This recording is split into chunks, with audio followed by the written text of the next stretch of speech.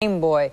It is the video game craze, the Nintendo craze. But as our consumer editor Paula Lyons shows us this year, Nintendo may be up against some serious competition. It's your Game Boy. I give it an A. Nintendo. We're in the thick of television's annual commercial assault. Video game makers are spending $155 million in their battle for the consumer's buck, even though there's never been much of a contest out there.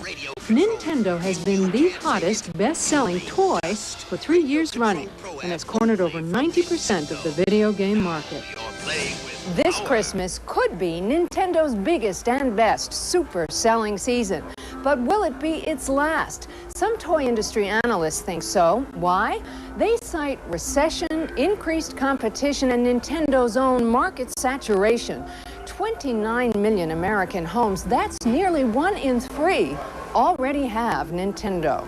I think the level of business done in the category is certain to decline. If for no other reason than most households already have their hardware, so if they're only going to buy software going forward, that's a lot less money that's going to be spent on the category. If decline's coming, kids don't know it. Almost every day after school, these Dobbs Ferry, New York kids gather to play Nintendo. I like Super Mario Bros. 3 because you can do a lot of stuff that you can't do in real life, like you can fly. I like the games because like it's just like a TV show, but you're like acting it out and you're not even in it. When I do get a new game, it's fun to play it a lot because it's like exploring a new place that you've never been before. But in America, the Nintendo system's brain is an 8-bit computer chip, a technology rapidly becoming outmoded. Nintendo has a more powerful 16-bit system already hot in Japan, but it won't arrive in the States till late next year.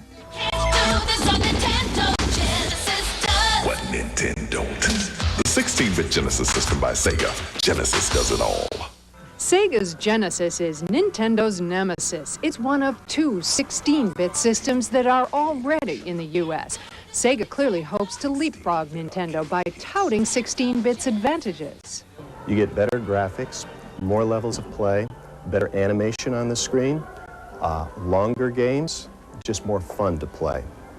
Our sales right now are up about 50% versus a year ago at the consumer level. The market is down. I think that's an indication of where the consumer is going. Nintendo, however, does not plan to relinquish any ground. It says technology's only one thing.